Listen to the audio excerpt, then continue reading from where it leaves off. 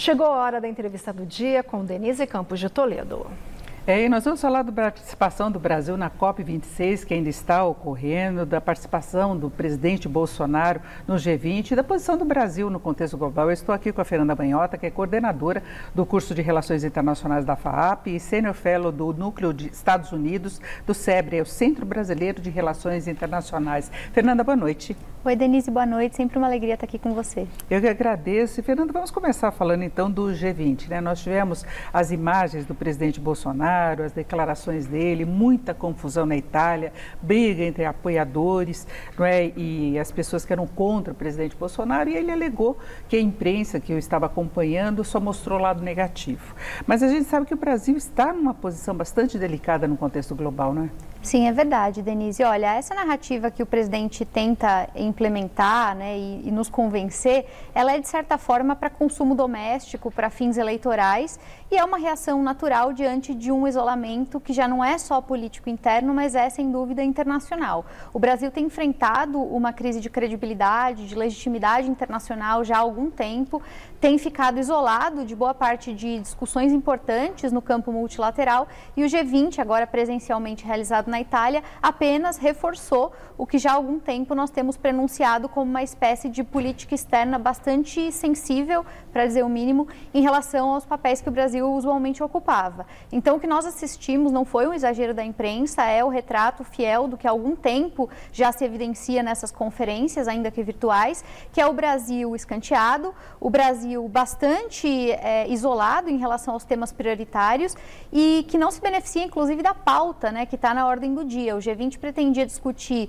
vacinação, pretendia discutir retomada econômica, pretendia discutir mudanças, né, relacionadas ao meio ambiente, adequação de matrizes energéticas e tinha como objetivo falar um pouco sobre combate à pobreza, desigualdade e a democratização, inclusive, nesse processo de necessidade de melhorias, né, no campo da saúde pública em relação à própria pandemia. E o Brasil tem um telhado de vidro em todas essas esferas, né? Quer dizer, o presidente era o único do G20 das lideranças que não tinha se vacinado, a recuperação econômica no Brasil, nós sabemos, não vai bem, vários problemas de ordem fiscal, de ordem cambial, isso sem falar na própria questão da desigualdade que se asseverou muito nos últimos anos. Então, o que nós assistimos é um fiel retrato do que de fato tem acontecido e de como o Brasil tem sido visto. Para finalizar, eu diria que chama a atenção que, para além de não ser protagonista dos debates do G20, o Brasil ainda não conseguiu lograr êxito em realizar reuniões bilaterais com outros líderes, o que costuma ser usual nessas circunstâncias, já que eles todos estão lá.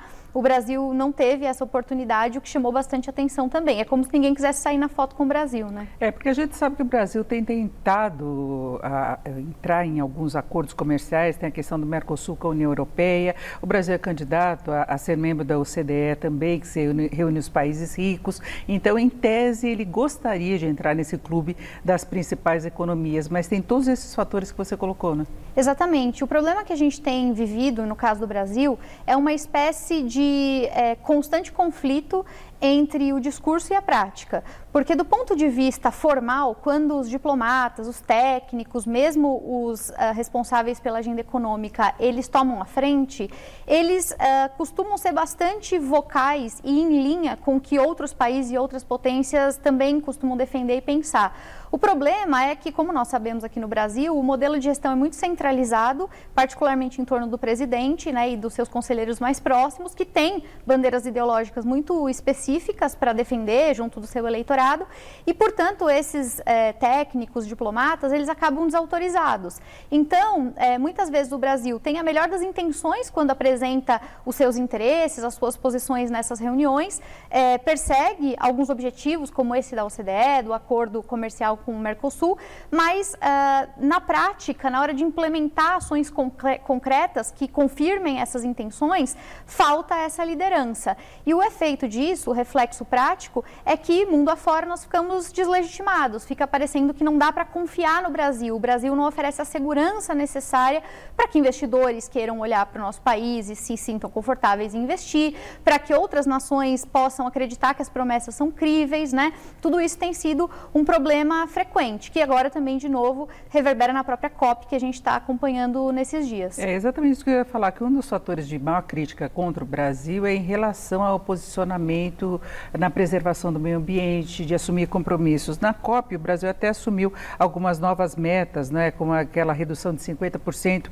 da emissão de gases até 2030. O Brasil também participa de outras propostas que foram discutidas lá, como redução de desmatamento, né, tem um compromisso formal, só que na prática a gente vê dificuldades e nós tivemos inclusive um dos representantes do Brasil pedindo demissão durante a COP, né, o coordenador executivo do Fórum Brasileiro de Mudança do Clima. Ele alegou a dificuldade de fazer essa ligação entre a posição do governo e os representantes da sociedade civil. Então é o que você falava, né, essa divergência entre a posição oficial e a prática. Exatamente, e cada vez mais a comunidade internacional, os líderes, os próprios empresários, eles vão tomando consciência dessas contradições, né? Então, muitas vezes, quando nós acompanhamos aqui os nossos líderes políticos dizendo que tudo vai bem, que o Brasil prospera, que tudo isso é uma perseguição da imprensa ou de quem quer que seja, nós, no final do dia, estamos nos convencendo de algo que a própria sociedade da informação leva a todo o planeta. Então, as pessoas que estão no G20, que estão na COP, elas sabem da realidade, elas acompanham os dados, né?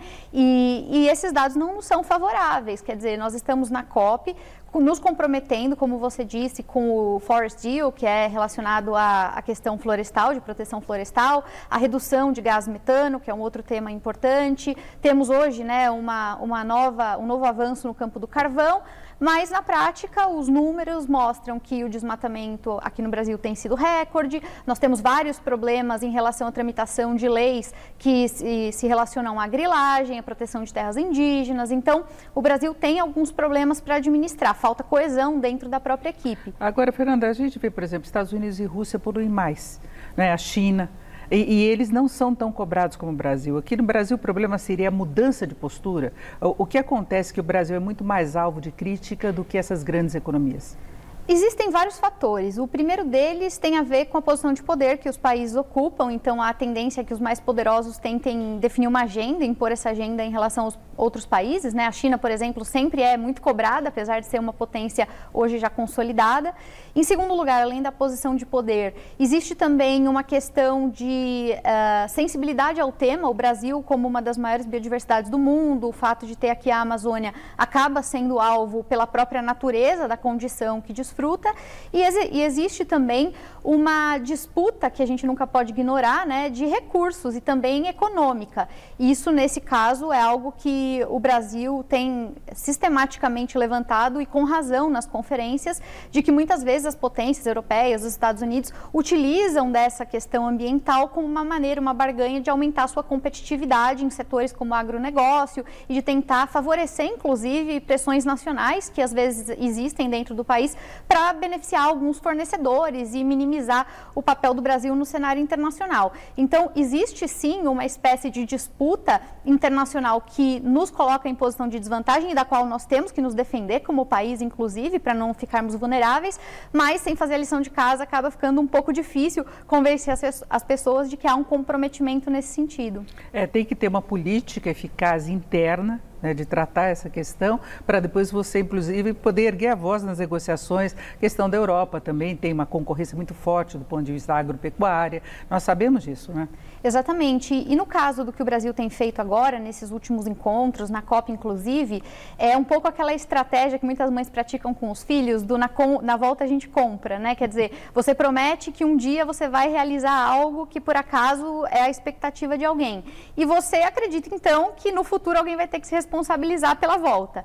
É o que o governo brasileiro tem feito, tem se comprometido com metas bastante audazes, até um pouco inusitadas para algumas pessoas. Então, a princípio, isso soa internacionalmente como um compromisso, mas na realidade é como se nós estivéssemos fazendo uma promessa que daqui a alguns anos, 10, 20 ou 30 anos, outros governos futuros terão o compromisso de cumprir. Então, fica um pouco fácil acomodar essas narrativas internacionais quando, de fato, entregas concretas vão ficar terceirizadas para alguém que a gente nem sabe quem é. Agora, para fecharmos, Fernanda, havia uma expectativa de um relacionamento pior entre Brasil e Estados Unidos após a eleição de Biden. E a gente percebe que, no geral, o Brasil está com problemas, né? Tudo que você citou até agora. Tem alguma questão mais específica na relação com os Estados Unidos? Existe um fator fundamental, que é o fator tecnológico, aliás, por coincidência, hoje acontecendo o leilão do 5G, A questão tecnológica é o calcanhar de Aquiles da disputa hegemônica entre Estados Unidos e China nos próximos anos, e o Brasil é um país importante, relevante nessa disputa. Então, hoje, os interesses dos norte-americanos aqui, obviamente, perpassam comércio e investimentos, como sempre foi, mas há uma questão estratégica de domínio tecnológico que reverbera em questões de segurança, de defesa, inclusive, cibernética, aliás, também, e que preocupa os norte-americanos. Então, eu diria que a relação, ela mantém um esteio pragmático de um certo volume de interesses pró-business, que continuam sempre tentando manter um certo equilíbrio, mas elas ainda devem se estremecer ao longo dos próximos anos, porque o Brasil vai ter que equilibrar esse jogo entre dois países que estão em franca competição. Perfeito, eu conversei aqui com a Fernanda Manhota, que é coordenadora do curso de Relações Internacionais da FAAP e também senior fellow do Núcleo Estados Unidos do SEBRE, Centro Brasileiro de Relações Internacionais. Fernanda, muito obrigada, uma boa noite. Eu que agradeço, Denise, sempre um prazer estar aqui com vocês. Boa noite. Com vocês.